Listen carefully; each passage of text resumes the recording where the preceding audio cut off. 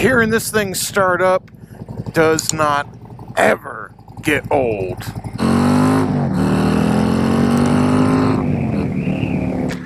It doesn't get old either. What's up, weirdos? Shadetree Surgeon here on the 2020 Road King Kong with the Stage 4 Screaming Eagle 131 in it. And I'm actually on my way to Bert's Harley Davidson right now to drop it off for its very first service. Not the first service this motorcycle has had, but the first service this 131 has had. We got a lizard hitchhiker here. Let's see if we can... I feel bad. I am going to try to pull off and freaking throw him in the bushes. I don't know, how horrible is that? He's just trying to hide on the bike. All of a sudden it's going freaking 100 miles an hour down the highway. Hang on for just one more second. Don't jump yet. Don't jump yet. We're so close, buddy. Ah! Oh my gosh. The things I do for freaking tiny lizards. All right, back on the highway. Where were we? Okay, where was I? Oh yeah, horsepower. All right, as you guys know, if you've been watching the videos, you know in the last video, this 131 dynoed had 130 horsepower and 145 foot-pounds of torque at the rear wheel.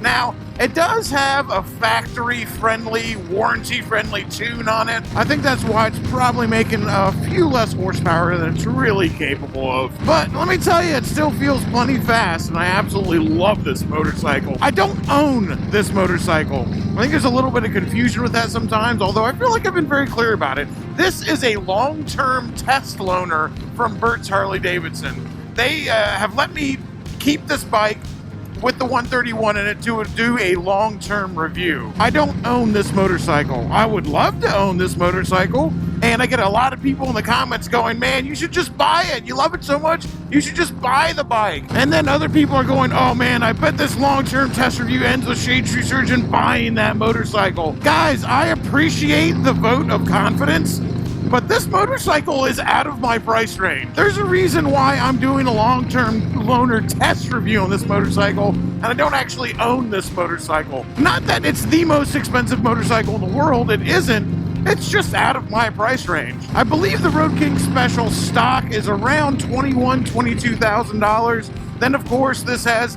the upgraded Legend suspension and the 131 cubic inch upgrade as well. So, even the Road King Special stock is pretty much out of my price range. And that's okay. There's different bikes for different people. Harley makes plenty of affordable bikes too. That's what I'm gonna do when I go up there, because as much as I love ripping around on this monstrous bike, the Road King Kong, I have so much fun on this bike, it's not even funny.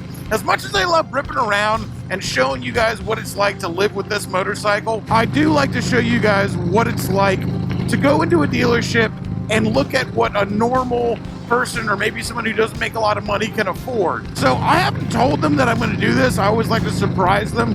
I'm going to go drop this off for service, walk up to the sales team and say, show me to your cheapest motorcycles here. And I'm going to pick out 3 or 4 that I think are really good deals and show you guys what I think about them. And one of the reasons I like to do that is I think watching me ride around on this bike all day, it creates this sense of exclusivity. Like, you cannot attain this. You can't get this motorcycle. That's just not true. It's way easier and way cheaper to get into motorcycles than you might think. And I'm going to prove that by walking into a dealership, cold calling them, and saying, show me to your cheapest bikes. And not just any dealership either. This is a Harley Davidson dealership. So it's most likely, sometimes they get metric trade-ins, but most likely what I'll be looking at is affordable used Harleys. The kind of stuff that if I was walking in there to buy a bike, that I would be looking at. Yeah, I'd be looking at Road King Kong too. I'd be looking at it with a real covetous eye. But I wouldn't be able to ride this bike home. And I'll tell you, there's always somebody with a bigger dick. Here I am riding around on a motorcycle that other people are like, man, I wish I could afford that. You're so lucky. Next to a freaking McLaren and Bentley dealership. You ain't ever the biggest fish, that's for sure. Oh, it's funny, it's funny. All right, y'all, up here at Bert's Harley Davidson. Like I said, I cold call these guys. I didn't call ahead and see what they had in stock, and maybe it sounds like I'm making that up, but I'm not. I do. I just show up here and I see what they have, and I try to show you guys the best deals possible. And my man Ryber here is helping me. He's actually been in a bunch of videos before, and it's kind of funny because he's a salesman here. I'm always like, go see Ryber. He'll take care of you. He watches the channel. He's a friend of mine, and for some reason, he's gotten the least amount of sales from my videos. So, like, ask for Ryber when you call up here, please. So here's the first bike, and this is going to be kind of a blast from the past for me because I actually used to own one of these bikes. This is a Kawasaki Vulcan 1500. I put about 70,000 freaking miles. I bought a Vulcan brand new. It's the only brand new motorcycle I've ever bought, and I freaking put so many miles on this thing. And somebody put a few miles on this thing too. It's definitely got some wear on it, but like I said, I absolutely loved mine. So I'm actually fairly excited to jump on this thing and ride it around, although mine was not the touring version. So this has got the bags, Batwing fairing. You look at it at the front, it looks just like a Harley. And they're asking 1,900 bucks for this bike. 1995 if you want to be specific. So 1,900, 2 grand, whatever. This is a $2,000 touring bike. And besides just showing you the guys this bike, I'm actually kind of stoked to ride it because I haven't ridden a Vulcan in so many years. And when I say I loved my Vulcan, I absolutely loved that bike. So let's hop on this thing and see what 2 grand gets you at a Harley dealership. 2004 Kawasaki Vulcan Nomad. Like I said, I didn't have the Nomad. It wasn't the Mean Streak. It was whatever, I think it was called the Classic. It reminded me of a Fat Boy, and I'd always wanted a Fat Boy. With the backrest and everything, dude. Oh, this is such a familiar feeling, this big tank like this. Well, this bike has definitely seen some wear, man. Okay, never mind. Not 30,000 miles, 64,000 miles. Mine putting more miles than this on it, that's for sure.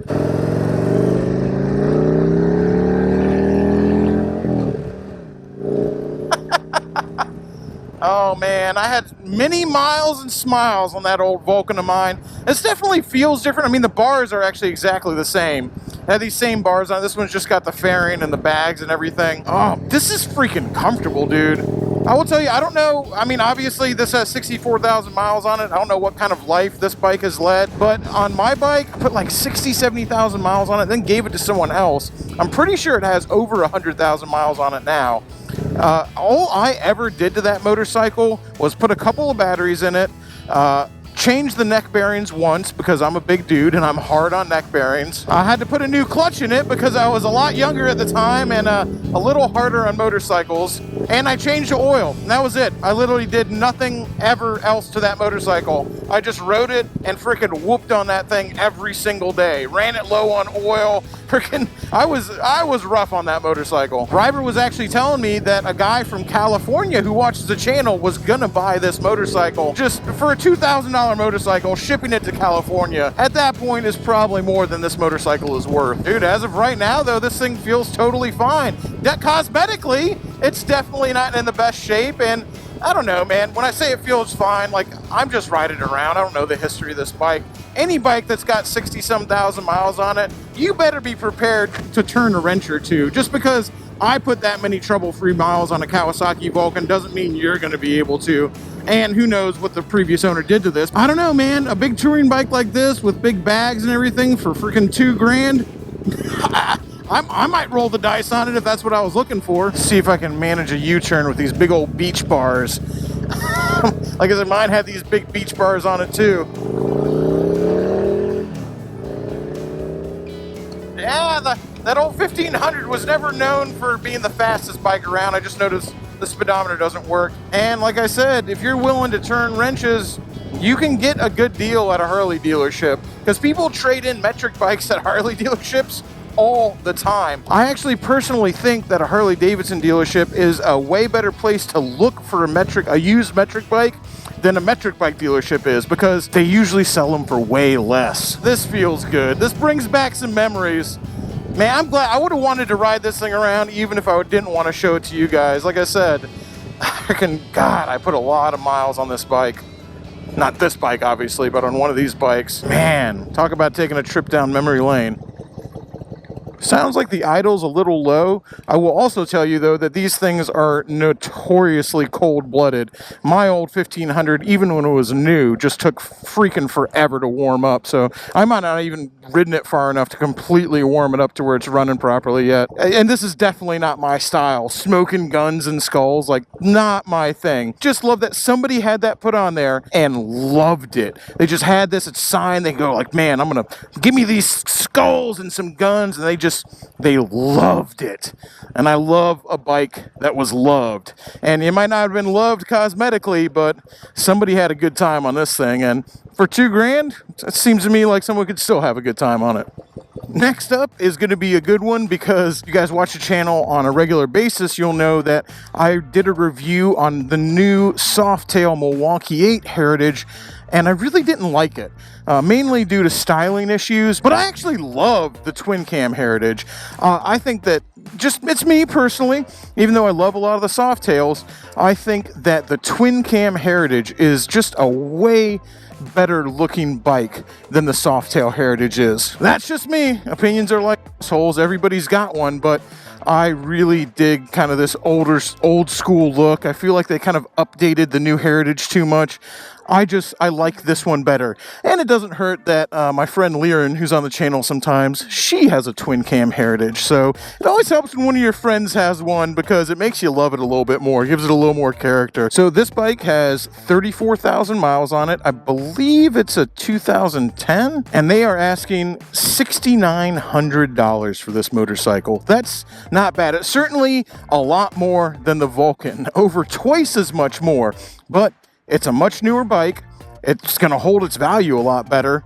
And it's got the twin cam in it, dude. This motor is just infinitely rebuildable. You can buy every single part for this twin cam motor online from a company that isn't Harley Davidson. There's so much aftermarket support for this engine. You can literally keep it running forever. So $6,900 for a twin cam Heritage? Dude, that doesn't sound bad to me. Let's see how she runs.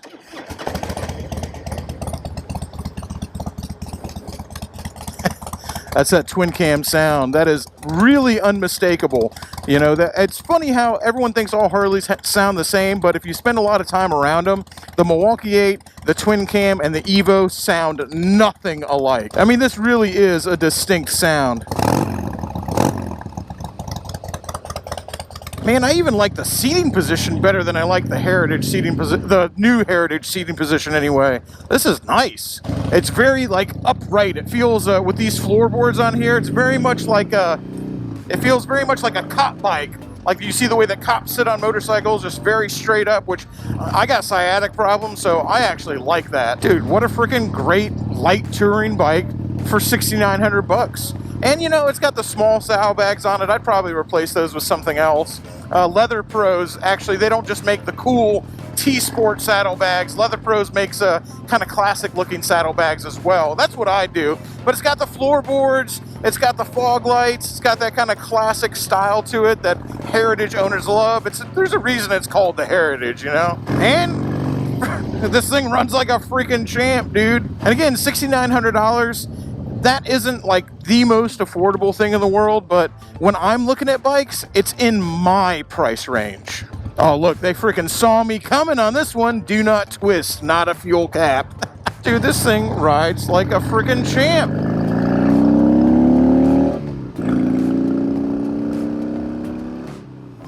It's not going to set any speed records, but it's a lot faster than the poor old Vulcan.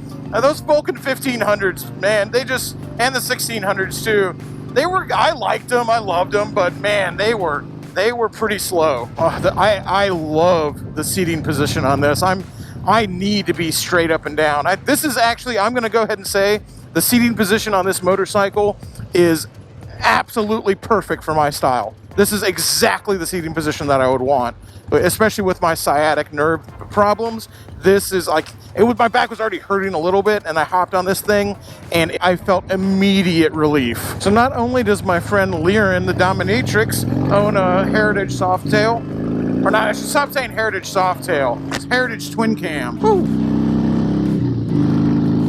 I do like that twin cam sound, baby. Also, my friend Dave Scott, who owns the Bad Monkey, a bar in Ybor City, he owns a Heritage as well. And let me tell you, Dave has done all right for himself. He could definitely afford a brand new bike, but he's got an old Heritage Softail that he will not let go of. He absolutely loves that motorcycle. And he recently, even though he's put tons and tons of miles on it, he recently just did like a 5,000 mile, 2-month-long trip living off of his Heritage twin cam. And it's one of those things where it's like, man, Dave, I know you don't care about making videos, but that would have been so cool if you had documented that, because man, the stories he told from it were amazing.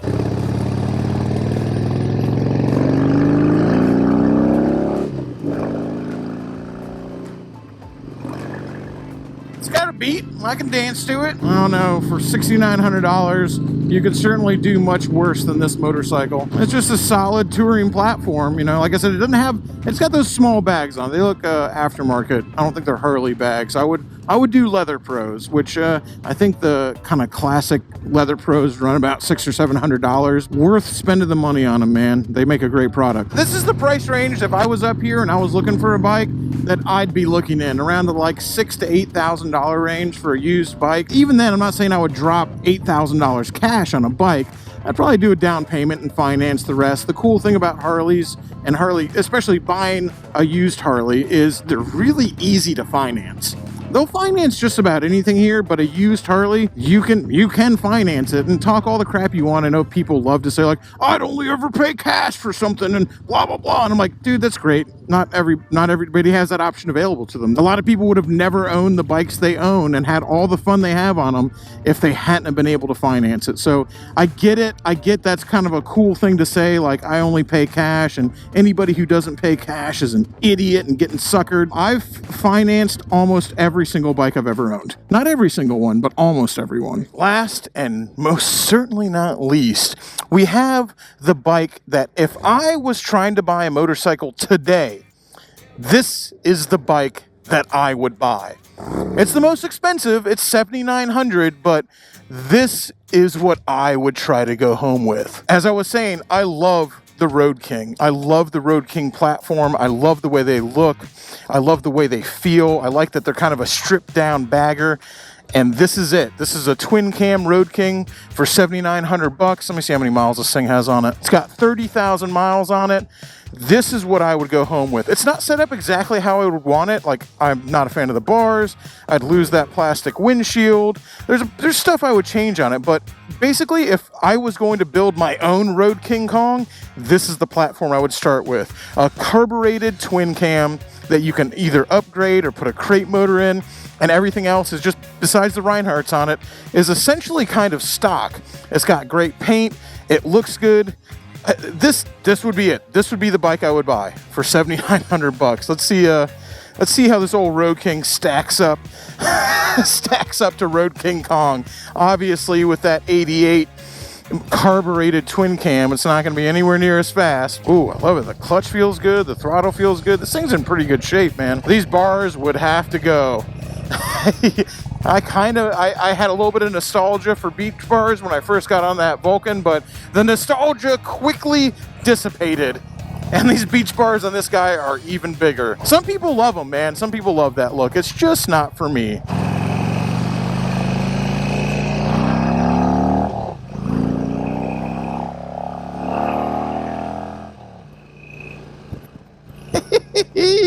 Oh, these beach bars, it reminds me of like an old-timey bike from the 1940s or something. Like I said, they're just not for me. But man, I do love the Road King though. This is my platform. Like, if I was going to build a Harley, besides my FXR that I'm currently in the process of, I don't know if I'm building it so much as I'm just like destroying it. This is what I would choose. This is the bike I'd try to do it with. As I was saying, I'd change just about everything on the bike, but oh God, you wouldn't even have to. Man, this feels faster than the Heritage did. I don't know why. They got the Heritage has a fuel injected engine. Theoretically, it should be faster. I will tell you, man, there's just something about a Road King. That's what it is. There's just something about the King, baby.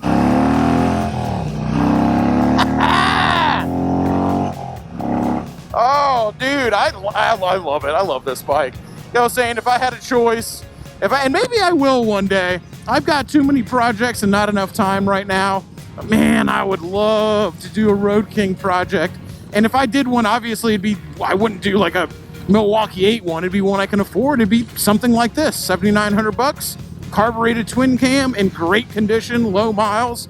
That way it's like you don't even have to put a crate motor in it, because at 30,000 miles, man, I trust the bottom end. I'd put a big inch kit on this. And of course, even though it does have dual front disc and everything, I would go ham on this thing. I'd do like an inverted front suspension, big old radial mount, Brembo brakes. I just do the whole, like, as they call it, the performance bagger thing. Except I don't want a fairing. That's my thing. Everyone like, oh, I have a performance bagger, and there's street glides and road glides. It's Road King for me all day long, baby. If I want performance, yeah, I do want the bags because that's pretty nice, but I want to go naked up front. Even if it's not really any faster, even if it doesn't handle any better than a road glide or a street glide, just not having that fairing up front, not having all that stuff in front of you, and like I said, I would get rid of this windshield. Just not having that stuff up there just makes it feel so much more aggressive. I know the guys who love Kings agree with me, man. I see you guys in the comment section. Road King Nation, they're strong, baby. They're strong. They love them. I really think one day I'm gonna have a Road King. I'm gonna have a Road King that somebody else doesn't own anyway. And it'll probably end up being something like this. Or maybe it'll be this one. No, I can't. I don't have time for any more projects, and I've already got a daily driver. Now, even with these bars, now that I've just put a couple miles on it, I'm like, dude, they don't bother me that much. I'd probably leave them on here for a little while. Like, I'm talking about like I own this bike already. I gotta park this thing. I love Road Kings. It might even be cool to do like an Evo Road King. An Evo Road King with a big old honking engine in it. Maybe not even performance style, but just like a really big engine, and do it like Vicla style, Cholo style. Let me park this thing before I fall in love. This is why you have to do a couple thousand miles on motorcycles before you can really give an honest review of them, because I just get on a motorcycle and I'm like, wow, this is so much fun. I love bikes. 7,900 smackers though for a freaking Road King. You got the hard bags. Like I said, let's say I was going to buy this as like just my bike, this was going to be my daily bike, I probably wouldn't change anything except the bars. I'd leave this exhaust. I wouldn't change a thing. Maybe the seat. I don't know. But basically, I wouldn't touch a thing. I go, cool. I'm just going to drive this thing as is, but with some different bars on it.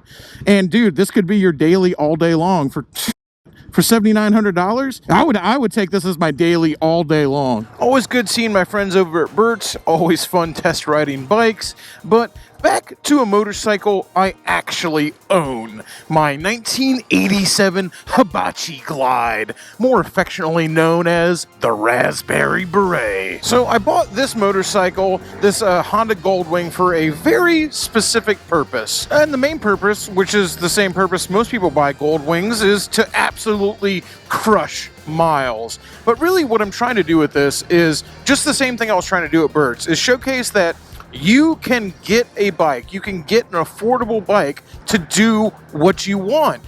What you want to do might just be bar hop, cruise around town. Maybe you want to go fast. Maybe you want to ride across the country. For a couple $1,000s, you can get that bike. And so I paid $2,000 for this motorcycle. I actually almost bought a Kawasaki Voyager from Bert. That was in another video. I should have bought that bike. It was only $1,000, but I slept on it, and actually a subscriber bought that bike, and he took it back to He drove down from Louisiana to pick it up and rode it back up there, or maybe trailered it back up there, but I always wonder how that bike's doing. If you're in the comments watching now, let me know. I did not buy this Goldwing from Bert's Harley Davidson, but you can, at Harley dealerships, people trade in 80s Goldwings all the time. 80s and 90s Goldwings, because they go, hey, I want a street glide, I want a road glide. Dude, these things are worth peanuts. $2,000. This bike has 65,000 miles on it. It's ready to run for another 60. Well, hopefully. You never know with old bikes. So trust me, I love riding around big, expensive bikes like Road King Kong. And,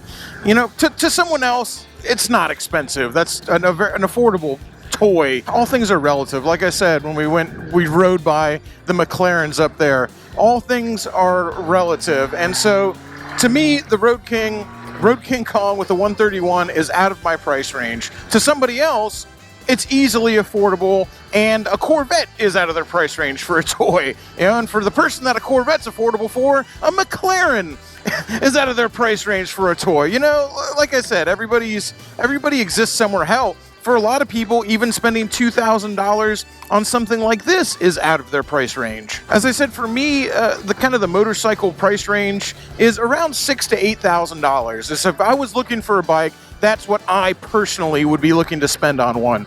To some people, that's way too much money, but I'm just being honest about where I'm at. That's what I would be looking for. I wanted to get this bike to show that for $2,000, you could get a nice motorcycle. Maybe not nice, it's not perfect, that's for sure, but you could get a motorcycle that you could ride across the country with. I mean, I think it's pretty nice. This is a lot nicer than my FXR. This freaking puts Krusty Glide's dick in the dirt. So I'm kind of sick of talking about it, to be totally honest with you, and I just want to do it. I think it's time to take a trip on the Goldwing. I'm going up to the Dirty Shame to my normal weekly Thursday maintenance right now. It always seems like I usually go to Bert's on Thursday. That's where I'll try to film a video there. It just seems like there's been a bunch of videos in a row from there right now. There's actually supposed to be an FXR vid coming up pretty soon, but I ran into a snag and I wasn't able to finish it, and I had some other stuff that I wasn't able to finish it. So you guys are kind of getting 3 Bert's videos in a row. Had to get this video out because, like I said, I think I'm going to go ahead and take a trip this weekend. I'm not sure yet. I might not. But I might take a trip this weekend on the Goldwing. And if I take a trip this weekend, I got to have a video ready to come out Wednesday because I don't like to leave you guys short a video. And if I'm on the road, I have no way to edit videos. Look at them go. People get mad I don't mention the chickens when they run by. Man, I'm not even sure where I'm going to go on this thing. I haven't made up my mind yet. A big part of me wants to ride it all the way across the country, up anyway. But another part of me I really want to go to Asheville. I want to ride the Tail of the Dragon, and I don't know. I don't know where I want to go or what I want to do, but I do know that I've got an itch to go. I've got a bike that's capable of doing it.